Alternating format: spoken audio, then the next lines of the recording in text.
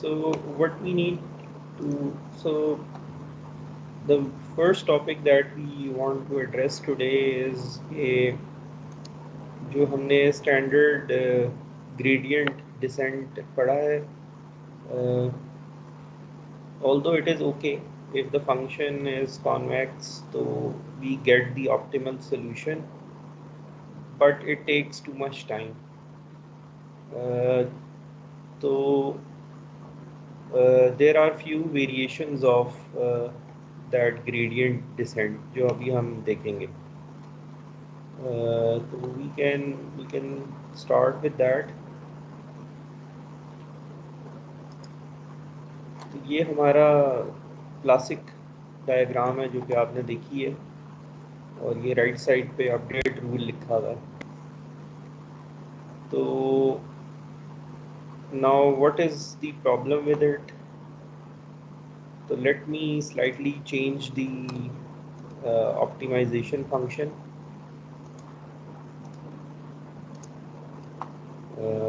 अगर हमारा optimisation function कुछ इस तरह का है, ठीक है, and you started off here. आपका पहला गेस जो था ना वो ये था, मैं let's say theta update rule लिख देता हूँ यहाँ पे. इसको हम लिख सकते हैं this is t-1 and this is t minus alpha or derivative of the output of UVR function with respect to what, theta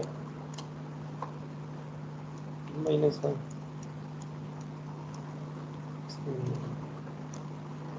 total error है, दिस इज टोटल एरर.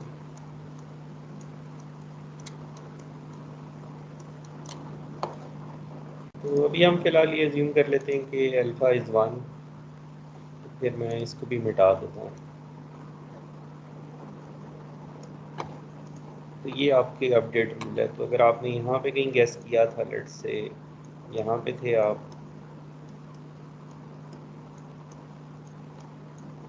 किस पॉइंट पे आपका डेरिवेटिव है नेगेटिव, एम आई राइट? किस point पे derivative Yes. आपका negative है? तो नेगेटिव इंटू नेगेटिव, तो थीटा में कोई वैल्यू ऐड हो जाएगी. This means you will move towards right. और अगर आप कहीं यहाँ पे आपने गेस कर लिया था गलती से फर्स्ट टाइम पे, तो आपका डेरिवेटिव होना था यहाँ पे, क्या डेरिवेटिव होना था आपका? पॉजिटिव होना था. तो थीटा में से कोई चीज़ माइनस हो जानी थी and you would have moved in this direction. तो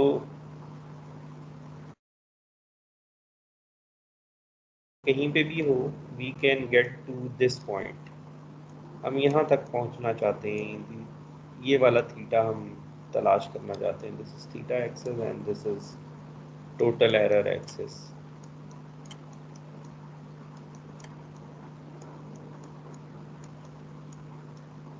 तो शुरू में हम कुछ पैरामीटर्स गेस कर लेते हैं और यूजिंग आवर ट्रेनिंग डेटा हम एरर कैलकुलेट करते हैं. और क्योंकि पैरामीटर्स गेस किए हुए हैं तो परफेक्ट तो नहीं आ जाएगा. फिर इनिशियल गेस से we start to move towards the best parameters, वो वाले पैरामीटर्स जिनके लिए एरर सबसे कम हो.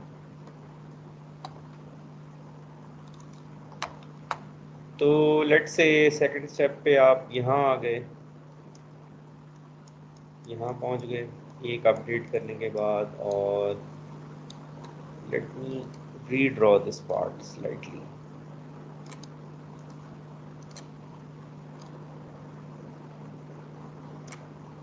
और नेक्स्ट स्टेप पे आप यहाँ पहुँच गए.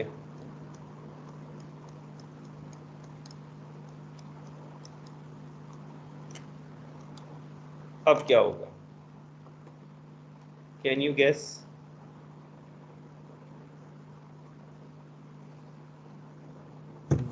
सर डेरिवेटिव 0 हो जाएगा. डेरिवेटिव ज़ीरो हो जाएगा, तो फिर क्या होगा अगर डेरिवेटिव ज़ीरो हो गया तो? स्टेप्स छोटे हो जाएंगे। अपडेट नहीं होगा थीटा। हाँ, अपडेट नहीं होगा। और अगर ये बिल्कुल बिल्कुल फ्लैट नहीं भी है तो भी डेरिवेटिव शायद बहुत छोटा हो जाएगा।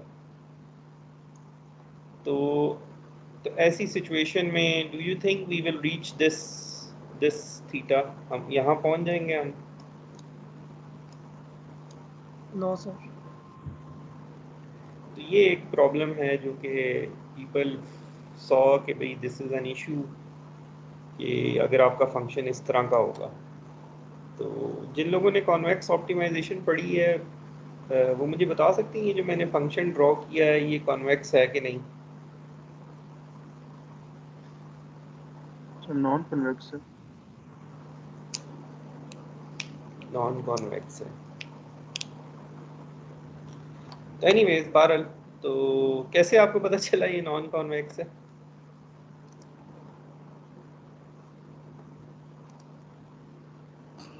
सर पॉइंट्स के ब्लू ब्लू लाइन और ग्रीन पॉइंट के दरमियान अगर लाइन ड्रॉ करें तो वो आउट ऑफ द कर्व होगी। अच्छा चले ठीक है। तो आप में से कुछ लोगों को फ़ौरन कुछ जब मैं ये चीज़ ड्रॉ करता हूँ ना तो कुछ लोगों को एक चीज़ नज़र आ रही है और कुछ लोगों को दूसरी चीज़ नज़र आ रही है। तो जिन लोगों ने कॉन्वेक्स ऑप्टिमाइजेशन पढ़ा हुआ है ना तो उनको ज़्यादा परेशानी हुई थी जब मैंने ये ड्रॉ की थी। तो जिन्होंने नहीं पढ़ा हुआ वो दे वर हैप्पी कि चलें कोई बात नहीं, एक और कर्व ड्रॉ कर दिए मैंने। एनीवेज, अब परफेक्ट मतलब ये कॉन्वेक्स फंक्शन नहीं है लेकिन कॉन्वेक्स फंक्शन अगर ये नहीं भी है तो भी इसका यूनिक ग्लोबल मिनिमम है। ये am I right? Yes sir. Yes sir, एक ही मिनिमम। तो एक तो ये मैंने फंक्शन ड्रॉ किया ना, कुछ इस तरह के भी फंक्शन हो सकते हैं जिसमें मल्टीपल मिनिमम हो। तो अभी हम we are not talking about those functions. हमने अपने कॉन्वेक्स फंक्शन से, अगर हमारा फंक्शन कॉन्वेक्स नहीं है तो we might prefer this function over this function। तो बहरहाल अच्छा चलें अब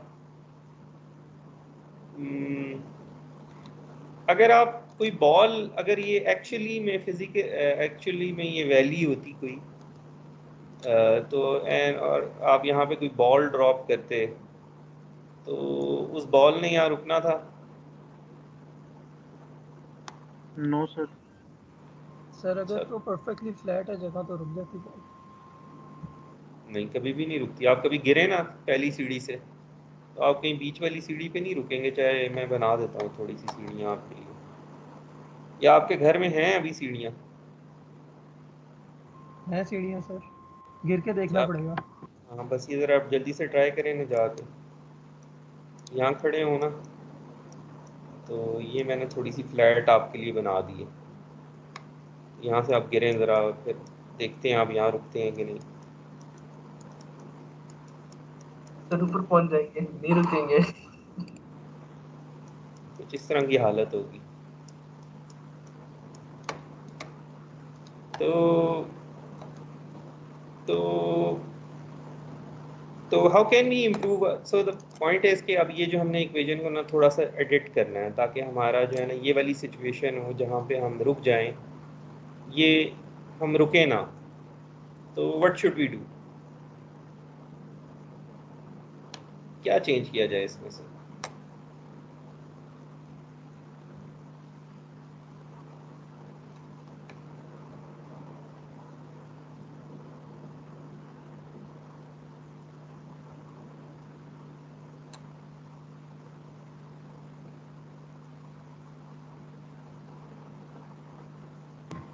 सर अगर कुछ इस तरह हो कि अगर थीटा 0 हो रहा है तो प्रीवियस थीटा रिटेन रहे। डेरिवेटिव ज़ीरो हो रहा है यू मीन? यस सर, अगर डेरिवेटिव 0 हो रहा है तो प्रीवियस डेरिवेटिव के ऊपर वो रिटेन रखिए। तो बेसिकली आप ये कह रहे हैं कि ये तो आपने जो आपके पास आपने derivative at time step t-1 calculate किया था ना, और पैरामीटर अपडेट कर लिए थे तो थीटा टी आ गया। एट टाइम टी पे जो डेरिवेटिव आपने कैलकुलेट किया है इसको मैं बना देता हूँ यहाँ पे, इसको लिंक कर देते हैं। तो डी ई ओवर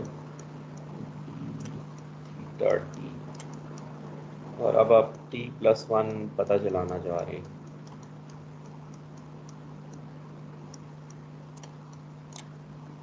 ये तो हुआ ये है कि आपका जो पिंक वाला डेरिवेटिव है ना ये 0 हो गया। तो theta t+1 is equals to theta t. तो अब आप जो है ना आपका, क्योंकि थीटा नहीं चेंज हो रहा तो इस वजह से एरर भी चेंज नहीं हो रही। तो आप ये कह रहे हैं कि अगर तो ये पिंक वाला चीज़ 0 हो जाती है तो पिंक की जगह आप ब्लू को यूज़ कर लें। Yes sir. तो ठीक है, हम ब्लू को यूज़ कर लेंगे। तो अगर मतलब ब्लू जो है वो पिंक के पास पास ही है तो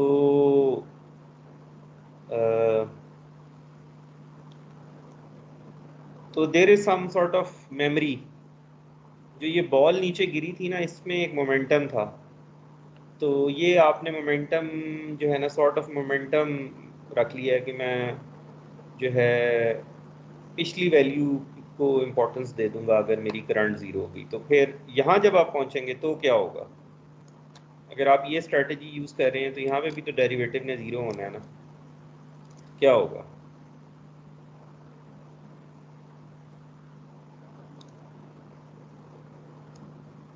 आप फिर थोड़ा आगे निकल जाए, यहाँ पे भी नहीं रुकेंगे, आगे निकल जाएंगे थोड़ा सा।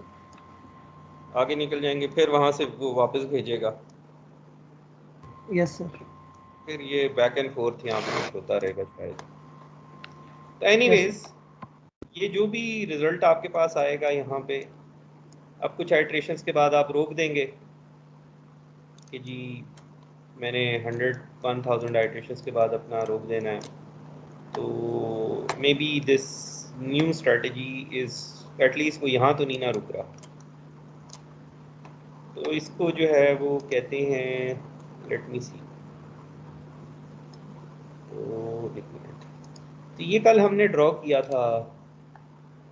ये भी हम देखेंगे कि डिफरेंट जो ग्रेडियंट डिसेंट है ना, वो जो मैं ड्रॉ कर रहा था वो 1 डायमेंशनल एग्जांपल है, ये जो है यहाँ पे 2 डायमेंशनल एग्जांपल है। तो नाउ यू नो अंडरस्टैंड के what is the meaning of these lines. ये जो हमने किया था कि ये लाइन हो तो इसका मतलब ये है कि लाइनें पास पास हों तो आप जल्दी नीचे जा रहे हैं, और अगर लाइनें दूर दूर हों तो फ्लैट रीजन है। तो this diagram is basically use one. एक एग्जांपल ये है जो अभी हम करेंगे कि हम डिफरेंट तरीके के grade update rule gradient descent apply करेंगे, और हम देखेंगे कि हमें इमेजिन ना करना पड़े, हम एक्चुअली करके देख लेंगे क्या पाथ फॉलो किया है ग्रेडियंट डिसेंट ने ओवर मल्टीपल आइटरेशंस।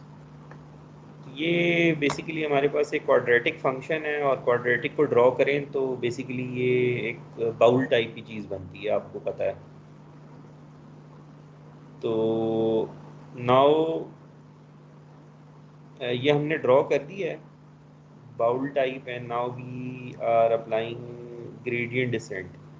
हम इस फंक्शन का मिनिमा फाइंड आउट करना चाहते हैं, और बेसिकली हम फाइंड आउट करना चाहते हैं कि किस x1 और x2 पे ये फंक्शन मिनिमम है।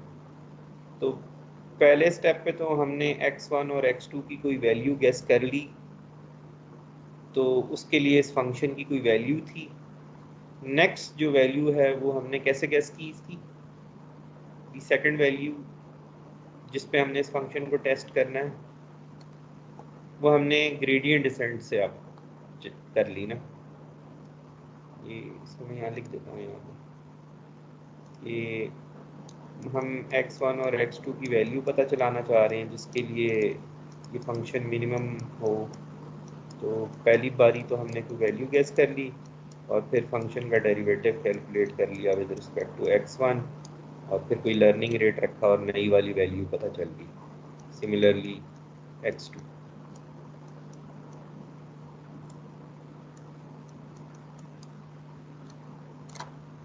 ठीक है, तो ये देखें ना, ये इन्होंने ड्रॉ कर दिया, ये हमारा नॉर्मल जो अभी हमारा स्टैंडर्ड ग्रेडियंट डिसेंट है।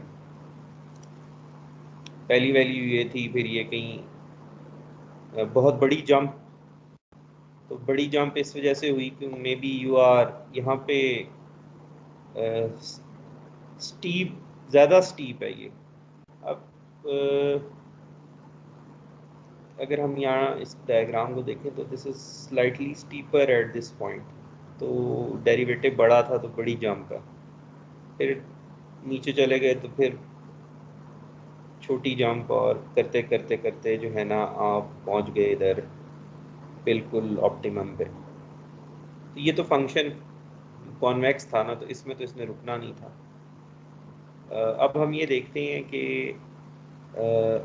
ये जो अभी हमने ऐड किया है उसके अंदर, कि अगर डेरिवेटिव कहीं पे ज़ीरो हो जाएगा, ये जो आपने एक रूल बनाया था कि डेरिवेटिव अगर ज़ीरो हो जाएगा तो हम पिछले डेरिवेटिव को यूज़ कर सकते हैं। तो इन्होंने जेनेरिक फॉर्म लिखी हुई है, ये इक्वेशन नंबर 1 जो आपको नज़र आ रहा है, इसमें जो सेकंड टर्म है माइनस ईटा और ये derivative of J with respect to theta, ये जो सेकंड टर्म है this is the term which we already use in gradient descent. और ये जो फर्स्ट टर्म है बीटा एम, ये बेसिकली पिछले स्टेप पे जो एम की वैल्यू थी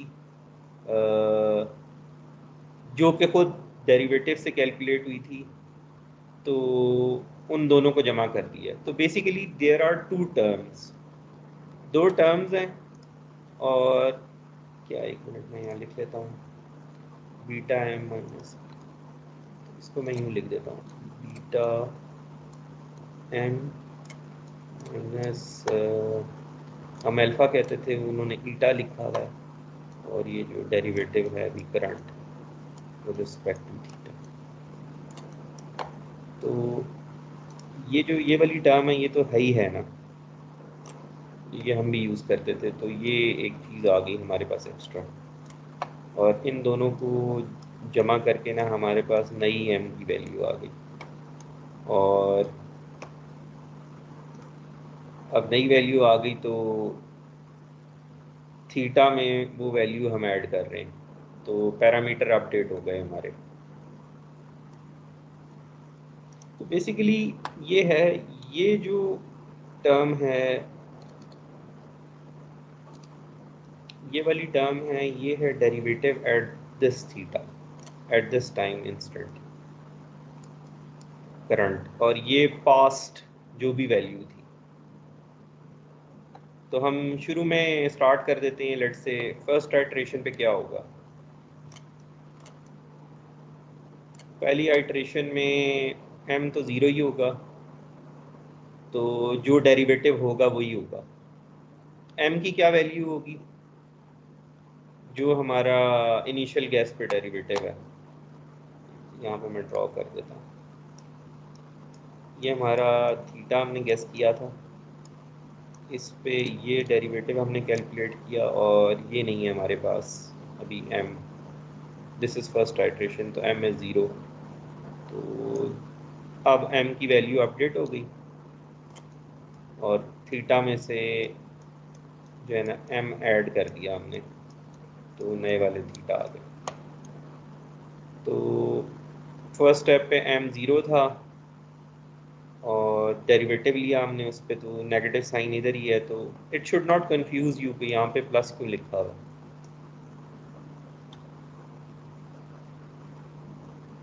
तो ये थीटा अपडेट हो गया। अब नेक्स्ट टाइम स्टेप आया, m आपके पास है पिछले स्टेप से, और करंट स्टेप पे आपने डेरिवेटिव कैलकुलेट किया, तो दोनों को आपने जमा किया, आपके पास m आ गया।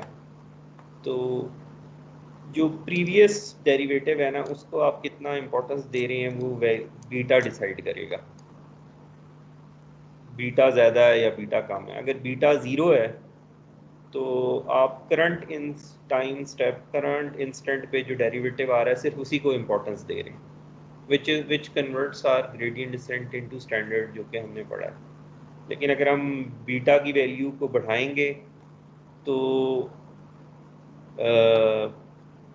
एट गिवन इंस्टेंट पिछले स्टेप, पिछले जो आपका ग्रेडियंट्स आ रहे थे उनको कितनी इंपॉर्टेंस मिली और करंट स्टेप वाले डेरिवेटिव को कितनी इंपॉर्टेंस मिली। तो इस तरह जो है ना हमने जेनेरिक कर दिया। अब हम इंतज़ार नहीं कर रहे कि जब ये डेरिवेटिव ज़ीरो होगा हमारा तो ही हम इस चीज़ को यूज़ करेंगे, इस ये जो हमने सेकंड टर्म ऐड की है। तो आप लोगों ने ये इक्वेशन बहुत यूज़ की हुई है, इसको रनिंग एवरेज कहते हैं। You have used it a lot. तो any question so far?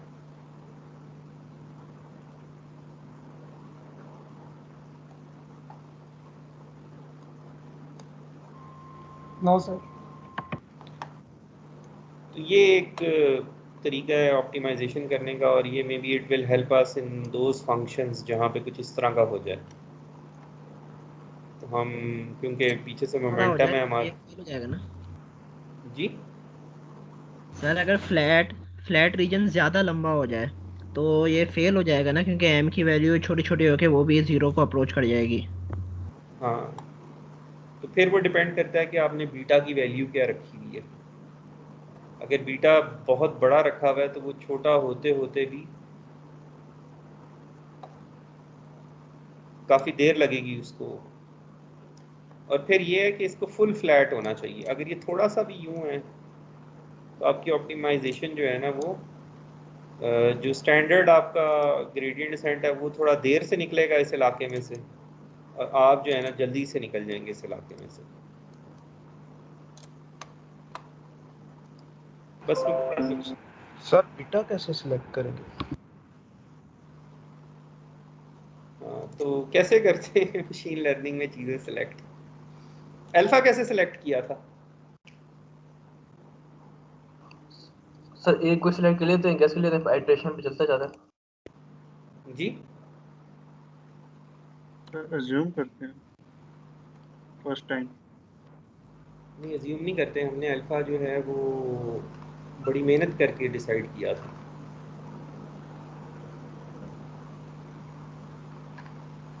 I am assuming you took the machine learning course. तो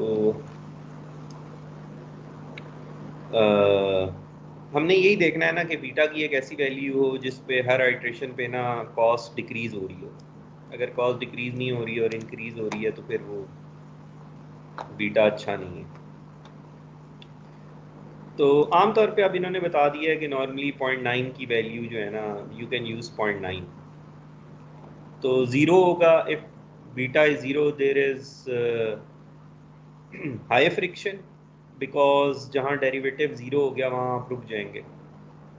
तो बीटा ज़ीरो को ये हाई फ्रिक्शन कह रहे हैं, और 1 यूज़ करें तो हाई मोमेंटम।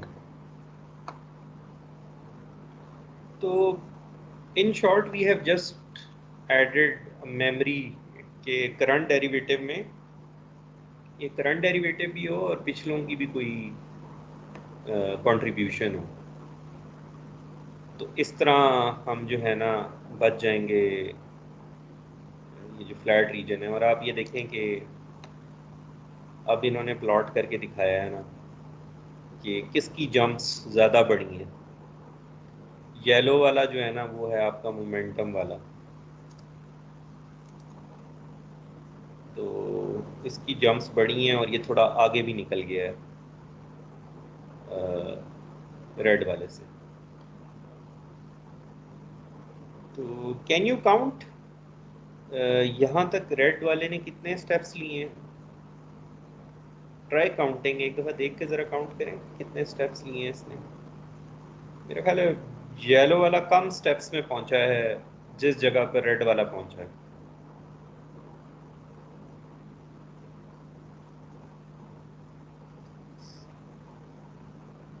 ये रेड वाले का तीसरा स्टेप है और ये मेरा ख्याल है येलो वाले का तीसरा स्टेप है, रेड वाले का चौथा ये और येलो वाले का फोर्थ ये। तो यू सी हाउ ये जो येलो वाली लाइन है ये जल्दी पहुंच रही है उस जगह पर, और यहाँ पे बीटा इज 0.5। तो चलें, ये हमने कर लिया, ये एक वेरिएंट है, आप यूज़ कर सकते हैं। अब अगर कोई कहे कि जी मोमेंटम ऑप्टिमाइजेशन यूज़ कर लें, तो आपको पता है कि आपने ग्रेडियंट डिसेंट में प्रीवियस ग्रेडियंट्स को कुछ ना कुछ इम्पोर्टेंस देनी है। अच्छा, अब जो मसला था हमारे मोमेंटम ऑप्टिमाइजेशन में वो ये था कि ये थोड़ा आगे निकल जाता है। तो इसको अब आगे निकलने से रोकना है कि बहुत आगे ना निकल जाइए। तो कैसे रोकें?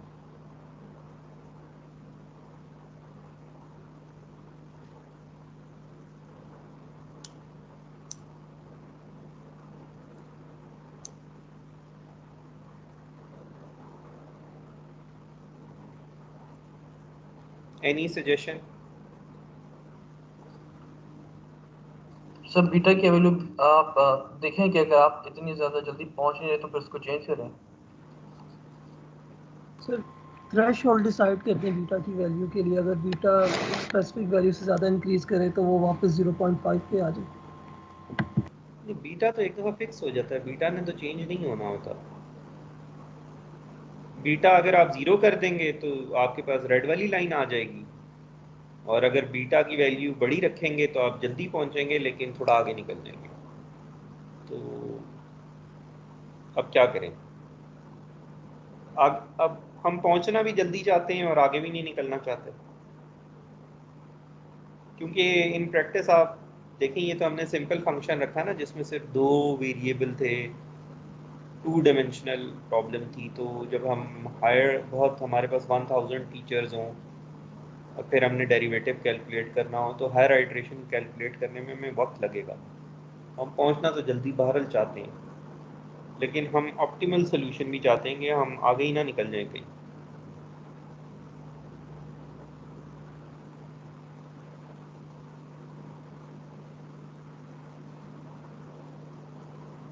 तो फोकस ऑन दिस पॉइंट, जब यहाँ पहुँच गए हैं तो आगे नहीं जाना चाहते अब।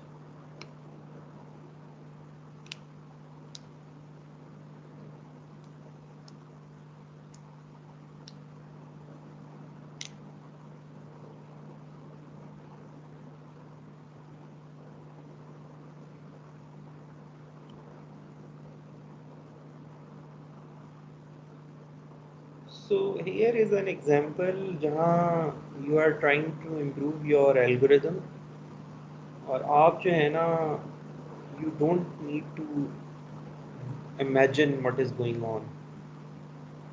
Most of the times in machine learning this is how you break down the problem. आप प्लॉट कर लेते हैं, आप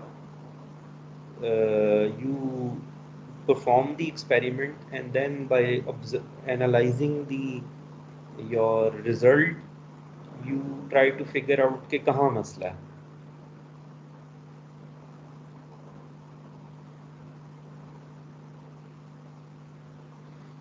तो इसका जो सोल्यूशन है, वन गाय दिस नेस्तरोव, ये जो हैं इन्होंने ये एक जो है ना इसका एक सोल्यूशन प्रेजेंट किया था, और इस इक्वेशन में और प्रीवियस इक्वेशन में equation number 2 is the same, जो वैल्यूज़ अपडेट करने वाली है। इक्वेशन नंबर 1 में भी पहली टर्म जो है ना वो सेम ही है कि पिछले ग्रेडियंट्स को आपने कितनी इम्पोर्टेंस देनी है।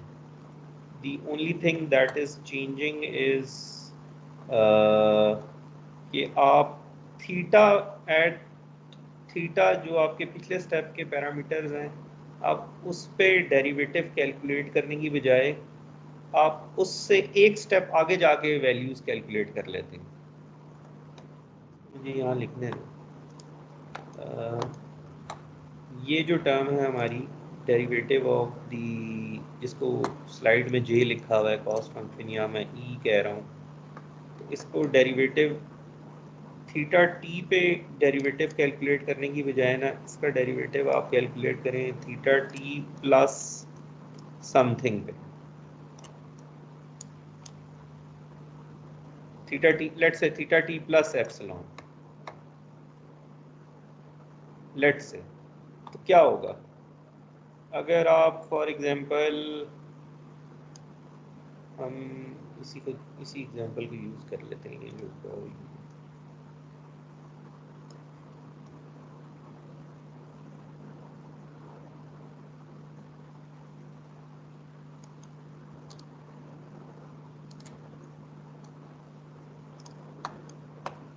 अब यहाँ से this is your value of initial guess theta. तो आप यहाँ पे डेरिवेटिव नहीं कैलकुलेट करते, आप थोड़ा सा आगे जाके डेरिवेटिव कैलकुलेट कर लेते हैं तो आपके पास कोई वैल्यू आ जाती है। तो that will not be very different जहाँ पे आपने डेरिवेटिव कैलकुलेट किया था उससे। तो और ये जो पोर्शन है हमारा, इस पोर्शन को this first term will take care of it. कि अगर यहाँ पे ग्रेडियंट बहुत कम हो गया है तो पीछे ग्रेडियंट बहुत ज़्यादा था, तो अगर मैंने वेटेड एवरेज पिछले वाले ग्रेडियंट्स को भी जमा करके ला रहा हूँ तो यहाँ पे मेरी सेकंड टर्म तो ज़ीरो होगी, लेकिन क्लोज टू ज़ीरो होगी, लेकिन प्रीवियस टर्म कुछ है तो I will pass this thing. करते करते करते हम पहुँच गए इस जगह पर, एक स्टेप पीछे अपने ग्लोबल हम एक स्टेप पीछे आ गए। लेट्स से ये जो मैंने ड्रॉ किया ये वाला पॉइंट ये एक स्टेप पीछे है। आप इधर पहुंच चुके हैं और अब आप जो है ना अपडेट करना चाहते हैं,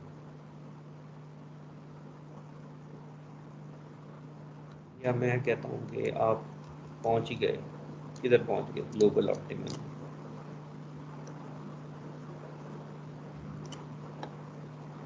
तो जब आप इधर पहुंचे हैं तो क्या होगा, आप इस पॉइंट पर डेरिवेटिव कैलकुलेट करने की बजाय अभी ये जो पीछे से आपके डेरिवेटिव आ रहे हैं ये तो सारे आपको कह रहे हैं कि आप जो है ना थीटा में कोई वैल्यू ऐड करते हुए जाएं। यही है ये जो बी एम जो चीज़ होगी एग्जैक्टली एट दिस पॉइंट, ये बीटा एम में क्या होगा, कोई नेगेटिव वैल्यू होगी क्योंकि ये सारे ग्रेडियंट्स आपके नेगेटिव ही थे ना। तो beta m is something negative. तो बीटा एम अगर नेगेटिव है तो इसका मतलब है थीटा में कुछ ऐड होगा। Do you agree with this thing?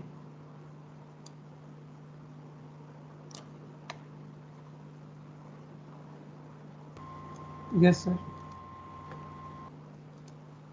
तो पहली ये जो फर्स्ट टर्म है it is saying because of this momentum it is saying कि यहाँ आप पहुँच भी गए हैं तो भी थीटा को अपडेट करें और थीटा में कुछ वैल्यू जो है ना वो ऐड करें। तो अगर ऐड किया तो इधर निकल जाएंगे तो ऑप्टिमल नहीं रहेगा थीटा। तो जो दूसरी टर्म है उस पर गौर करें, वो क्या कह रहा है कि आप इस जगह पे ना डेरिवेटिव चेक करें, इससे एक स्टेप थोड़ा आगे जाके चेक करें। तो वहां पे डेरिवेटिव क्या होगा,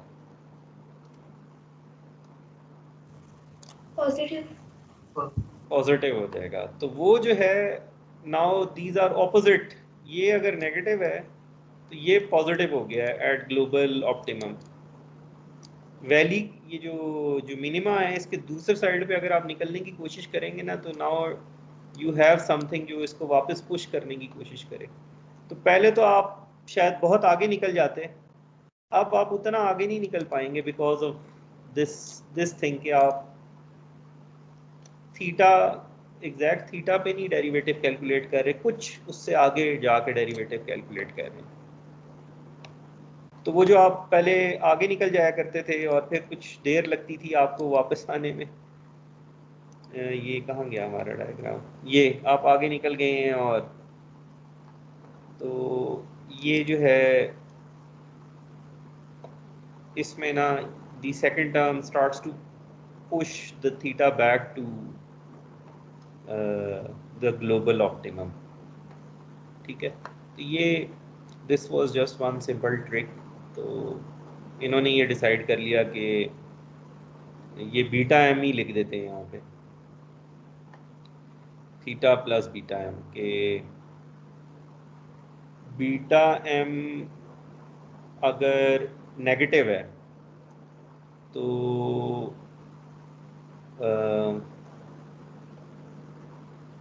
जो जो पिछला एम है, if previous m if it is saying कि थीटा में कुछ ऐड करें तो आप ऐड ही करें, और अगर पिछला एम ये कह रहा है कि थीटा में से कुछ माइनस करें तो आप माइनस ही करें। तो you keep on going in that direction. मैंने तो यहाँ एप्सिलॉन लिख दिया था ना, प्लस एप्सिलॉन। तो ये जो इधर प्लस एप्सिलॉन की जगह बीटा एम लिखने का फ़ायदा ये है कि अगर आप इस साइड से आ रहे हैं तो वो डिसाइड करेगा कि थीटा में से अगर आप वैल्यूज़ माइनस कर रहे थे तो आप भी माइनस करें, और थीटा में अगर पहले वैल्यूज़ आप ऐड करते हुए आ रहे हैं ना तो आप ऐड ही करें। ठीक है, तो इस वजह से हमने यहाँ ब्रैकेट में ना यही टर्म लिख दी बीटा एम वाली, तो उसको फिक्स नहीं किया। तो ये again you need one parameter beta to use this gradient descent. तो as you see this is how research progresses. You do something and then you observe what are the shortcomings and then you try to improve it.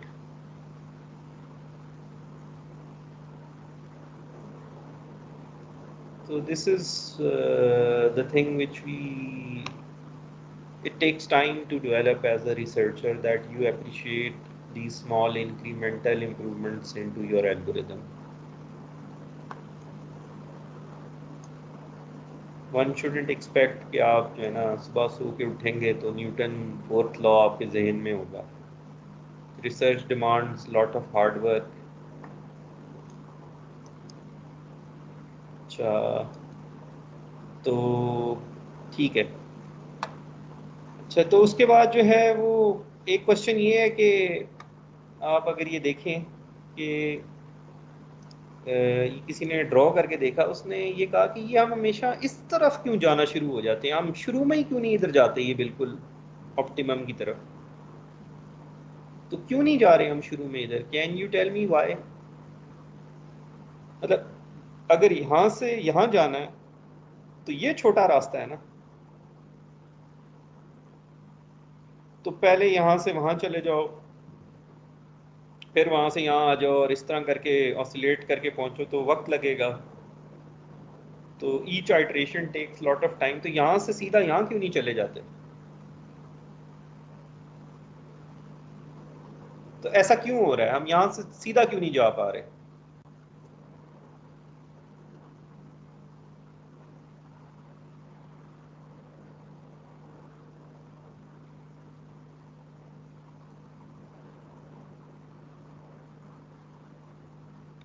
ये ना हमें वो जाके sir slope ये सामने की तरफ भी हमें लग रहा है, पर मैथमेटिकली इसे कैसे हम इधर तक पहुंचेंगे?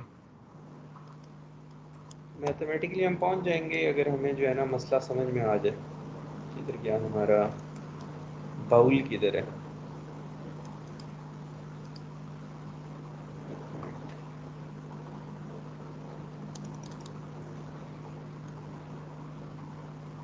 तो actually we are using gradient to guide us, और उस टाइम उस पॉइंट पे ग्रेडियंट की एक्चुअली डायरेक्शन तो वही है। इस टाइम इस पॉइंट पे ग्रेडियंट इसी जगह पॉइंट कर रहा है ना, स्टीपेस्ट डायरेक्शन में वो आपको लेके जा रहा है।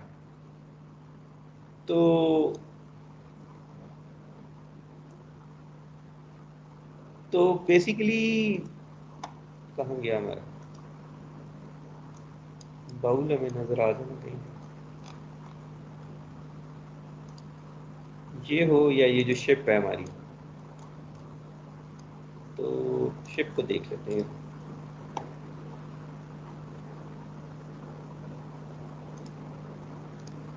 आप इस पॉइंट पे, can you see my cursor? Cursor नजर आ रहा है? Yes sir.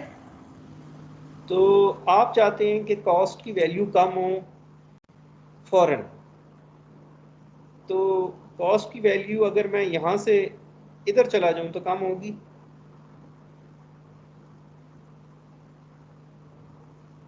एक ही हाइट है, नहीं कम होगी। सबसे बेहतर कब कम होगी? मैं जो ग्रेडियंट है, स्ट्रॉन्गेस्ट ग्रेडियंट है, मैं उसकी डायरेक्शन में आई शुड गो। वो ये है स्ट्रॉन्गेस्ट ग्रेडियंट, तो वो पहले मुझे नीचे लेके जाता है, फिर Aahista Aahista bottom of the ship. तो ये जो हम स्ट्रॉन्गेस्ट ग्रेडियंट की डायरेक्शन में we are going, somebody figured it out कि जब आप हायर डिमेंशन में प्रॉब्लम को सॉल्व कर रहे होते हैं ना, तो maybe it is not a good strategy to go towards the go in the direction of highest gradient। इतना लालच भी अच्छा नहीं है। ये जो फौरन जल्दबाजी करने की जो थी ना हमारे अंदर, यानी जल्दी काम होना चाहिए, तो जल्दी में तो फिर यही हुआ। वो कह रहा है कि अगर आप जो है ना थोड़ा सा सब्र कर लेना, तो आप जो है ना may be you do a better job, don't be greedy. तो इन्होंने क्या चीज़ प्रपोज की? इन्होंने ये जो इक्वेशन नंबर 1 है ये प्रपोज की। इन्होंने कहा कि आप कैलकुलेट करें बेशक इस पॉइंट पे ग्रेडियंट, और फिर स्क्वायर कर दें। ये जो ये मल्टीप्लाई किया हुआ है ना हमने, तो अगर हमारे पास दो पैरामीटर्स हैं x1 और x2, तो ये बेसिकली दो ग्रेडियंट्स होंगे। और अगर तीन पैरामीटर्स हैं तो तीन ग्रेडियंट होंगे हमारे पास। तो ये जो ये डेल्टा जे है ना, तो basically this is a vector not a scalar. तो इस वजह से हम वो मल्टीप्लाई वाला साइन लिख नहीं पा रहे इधर, ये स्पेशल साइन लिखा हुआ, just because these things are a vector. तो इसमें यह है कि उन्होंने कहा है कि आप पॉइंट बाय पॉइंट मल्टीप्लाई कर दें, तो स्क्वायर हो जाएगा डेरिवेटिव का, तो हो जाए स्क्वायर। अगर मेरे पास थीटा नॉट को मैंने अपडेट करना है, थीटा 1 को अपडेट करना है और थीटा 2 को अपडेट करना है लेट्स से, तो मेरे पास डेरिवेटिव, एक डेरिवेटिव होगा with respect to theta naught, एक डेरिवेटिव होगा विद रिस्पेक्ट टू थीटा 1, और एक डेरिवेटिव होगा विद रिस्पेक्ट टू थीटा 2। मैं जो है ना इस पूरी इक्वेशन को ना एज अ वेक्टर फॉर्म लिख सकता हूँ। इसको मैं थीटा कह देता हूँ, थीटा बोल्ड थीटा, और ये जो प्रीवियस स्टेप वाला थीटा है t-1 वाला, और फिर ये एक स्केलर हमारा, और फिर ये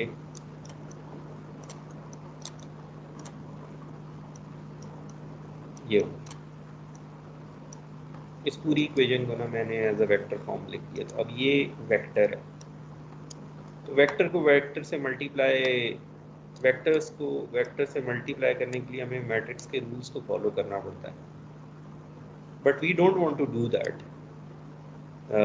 हम चाहते हैं कि ये जो वैल्यू है ना इसको इसी से मल्टीप्लाई कर दिया जाए। तो अगर तो ये वैल्यू नेगेटिव है तो दूसरी भी नेगेटिव होगी, तो जब मल्टीप्लाई करेंगे तो पॉजिटिव हो जाएगा। अगर ये वैल्यू नेगेटिव है तो नेगेटिव से मल्टीप्लाई होकर जो रिजल्ट बनेगा वो पॉजिटिव आ जाएगा। और अगर ये दोनों बड़ी नेगेटिव वैल्यूज़ हैं तो इसका मतलब है कि you are somewhere over here, ज़्यादा नेगेटिव है ग्रेडियंट, तो ये पॉजिटिव। और अगर दोनों पॉजिटिव हैं तो भी पॉजिटिव आ जाएगा रिजल्ट। और तो कोई पॉसिबिलिटी नहीं है ना, क्योंकि उसी चीज़ को उसी से मल्टीप्लाई कर रहे हैं। ये नहीं हो सकता कि एक जगह नेगेटिव आ जाए और एक जगह पॉजिटिव, उसी वेक्टर को उसी से मल्टीप्लाई कर रहे हैं। तो सबसे बड़ा नंबर किसका होगा यहाँ पे? ये जो इसी वेक्टर को उसी से मल्टीप्लाई कर दें तो बड़ा नंबर उनके लिए होगा जहाँ पे डेरिवेटिव स्टीपेस्ट डायरेक्शन के लिए सबसे बड़ा नंबर होगा यहाँ पे, क्योंकि वो डेरिवेटिव था ही बड़ा, पॉजिटिव या नेगेटिव। तो जब आपने उसको उसी से मल्टीप्लाई कर दिया तो एक और बड़ा नंबर आ गया आपके पास। ठीक है,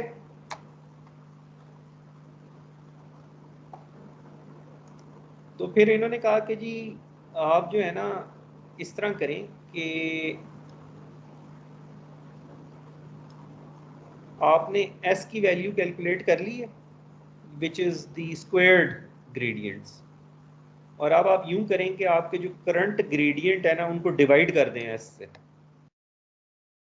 तो क्या होगा, ये मेरा डेल्टा जे था और ये फिर मैंने उसको डेल्टा जे से मल्टीप्लाई किया तो मेरे पास एक वेक्टर आ गया जिसको मैं s कह रहा हूँ।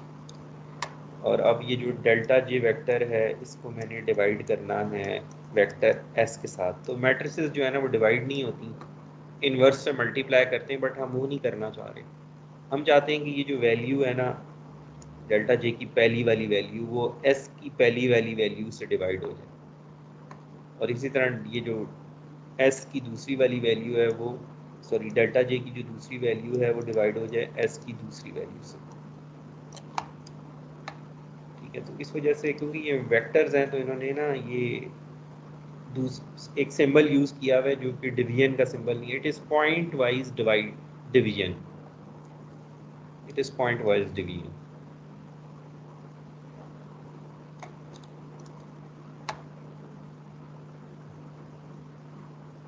और अगर तो डेरिवेटिव ज़ीरो हो गया है किसी डायमेंशन के क्रॉस तो हो सकता है s की कोई वैल्यू ज़ीरो हो जाए, तो ज़ीरो से अगर डिवाइड करेंगे तो गड़बड़ हो जाएगी, तो एक एप्सिलॉन भी ऐड कर देते हैं, कोई छोटी सी वैल्यू ऐड कर देते हैं।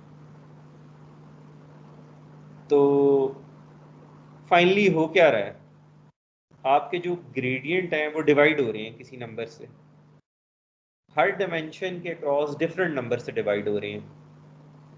तो सबसे ज़्यादा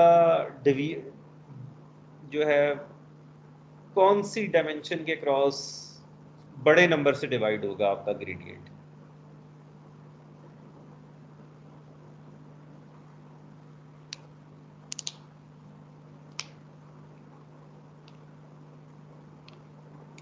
जहां ग्रेडियंट सबसे ज़्यादा था उसी के लिए s सबसे बड़ा था, और वही ग्रेडियंट जो है ना वो सबसे बड़ी वैल्यू से डिवाइड होगा।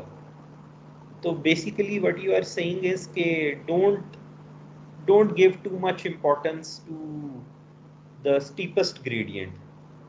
तो जब आपने डिवाइड कर दिया ना तो अब वो इस डायरेक्शन में नहीं जाएगा, वो अभी भी आप you are using your gradient to tell you where to go, but अब आपने जो थोड़ी सी उसकी काउंसलिंग कर दी है कि नहीं स्ट्रॉन्गेस्ट डायरेक्शन में ना जाओ, ये मैंने डिवाइड किया, ज़रा इस डायरेक्शन में जाके देखो।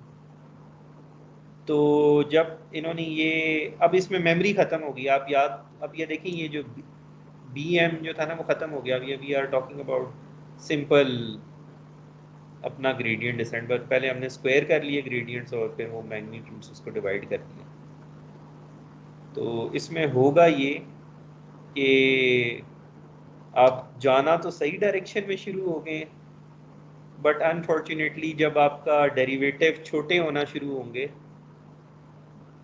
कहाँ जाके छोटे होंगे आपके डेरिवेटिव, फर्ज करें कॉन्वेक्स फंक्शन ही है, तो आप जब यहाँ पहुँचेंगे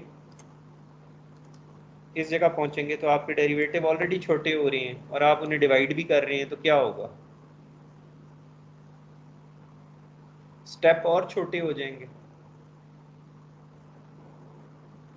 एनीवेज वो अभी जो इन्होंने ये जो एडेप्टिव सब ग्रेडियंट जिन्होंने प्रपोज किया था ना, इन्होंने ये कहा था कि मैं जो है ना मेरी डायरेक्शन ठीक है, तो और मैं जो है ना ऑप्टिमम की तरफ ही जा रहा हूँ। आप बिल्कुल में ऑप्टिमम पे पहुँच जाते हैं, मैं थोड़ा पहले रुक जाता हूँ। लेकिन अगर आपका इनिशियल गैस बहुत बुरा हुआ ना तो आपने तो पता नहीं कहाँ से कहाँ जाना है और मैंने जाना है डायरेक्ट ग्रेडियंट ऑप्टिमल वैल्यू की तरफ। तो अगर हमारे पास टाइम कम है और नंबर ऑफ स्टेप्स हम लिमिटेड परफॉर्म कर सकते हैं। तो मैं तो जा रहा हूँ ग्लोबल ऑप्टिमम की तरफ और आप पता नहीं कहीं और जा रहे होंगे।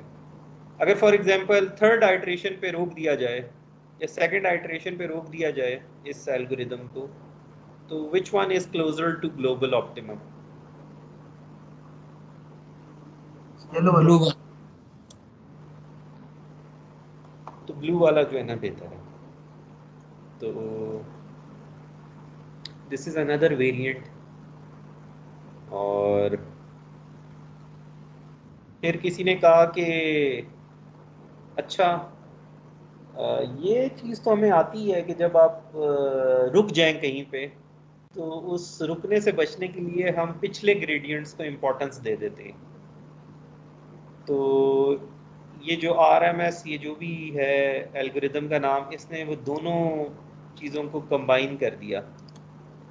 इसने कहा कि मैं ग्रेडियंट्स का स्क्वायर भी कर लेता हूँ और मैं पिछले ग्रेडियंट्स को भी याद रखता हूँ। और अब मैं डिवाइड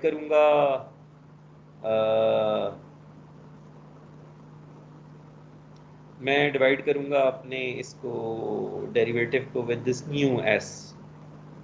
तो मैं जो हूँ वो रुकूंगा नहीं, मैं आगे निकल जाऊंगा।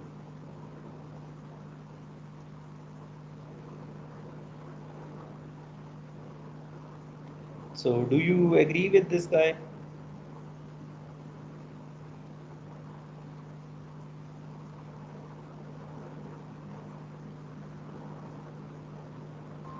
Yes sir.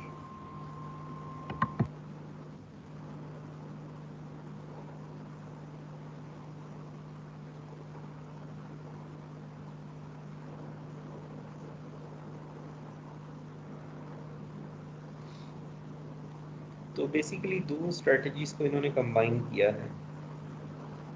तो इन्होंने कहा कि देखिए मैं पहुंच गया हूँ इधर, ये ग्रीन वाली लाइन।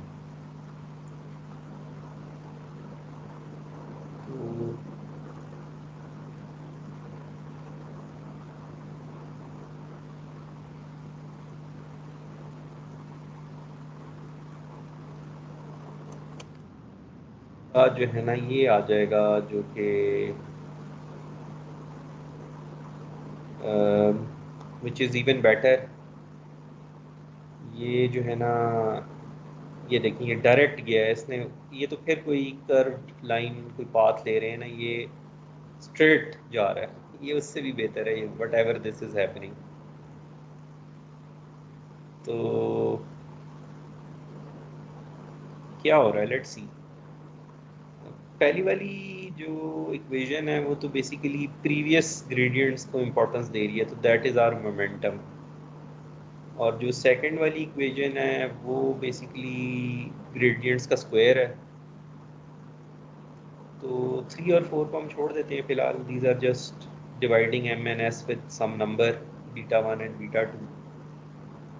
तो उसके बाद वी आर इन इक्वेशन 5। तो m को डिवाइड कर रहे हैं हम। तो यू सी, अब जो चीज़ डिवाइड हो रही है वो ग्रेडियंट नहीं है, वो मेमोरी वाला ग्रेडियंट है। ये एडेप्टिव मोमेंट एस्टिमेशन और ये जो पिछले वाला है, इसमें क्या फ़र्क है? यहाँ पे जो आप जिसको डिवाइड कर रहे हैं वो करंट इंस्टेंट पे आपका ग्रेडियंट था। तो और अब आप किसको डिवाइड कर रहे हैं? जो विच हैज़ मेमोरी। तो अगर करंट इंस्टेंट पे डेरिवेटिव कम हो भी गया है तो पिछले तो कम नहीं हुए ना। तो क्योंकि कम पिछलों को आप इम्पोर्टेंस दे रहे हैं, तो आपके करंट डेरिवेटिव अगर छोटे हो भी गए हैं तो भी आपका स्टेप साइज छोटा नहीं होगा।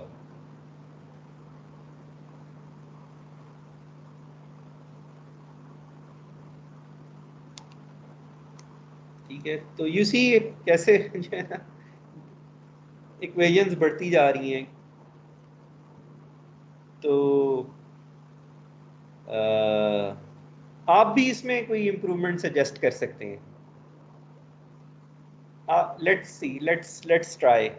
ये मोमेंटम वाला है ना ग्रेडियंट, इसके साथ क्या मसला होता है? मोमेंटम वाले ग्रेडियंट के साथ क्या मसला होता है? आगे निकल जाता है। आगे निकल जाता है। तो इस इक्वेशन को थोड़ा सा चेंज कर सकते हैं आप। कहाँ चेंज करेंगे हम? कि हम ग्रेडियंट जो है वो एक स्टेप आगे जाके कैलकुलेट कर लें, जो ट्रिक हमने अभी पढ़ी थी। Yes sir. ठीक है, तो आप इससे भी बेहतर हो जाएंगे।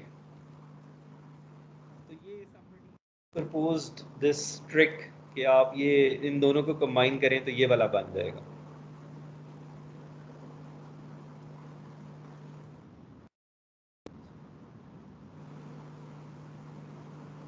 ठीक है, तो let's take a 10-minute break and we come back. So you see, to summarize, जो सिंपल ग्रेडियंट डिसेंट था वो स्लो था, तो people started changing those equations, और हर इक्वेशन में जो है वो ग्रेडियंट्स ही रोल प्ले कर रहे हैं, but they are manipulating the equations कि अच्छा मेमोरी यूज़ कर लेते हैं, स्क्वायर करके देख लेते हैं ग्रेडियंट का, और जो है ना डिवाइड कर देते हैं, स्टीपस्ट डायरेक्शन में नहीं जाते, किसी और डायरेक्शन में निकल जाते हैं जो कि रीजनेबल डायरेक्शन हो।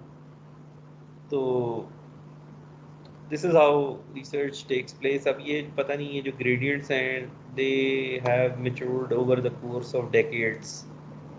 ये मोमेंटम ऑप्टिमाइजेशन है फ्रॉम मे बी 1964, और अब ये जो है हमारे पास है ये एडम ऑप्टिमाइज़र, ये may be this one is new.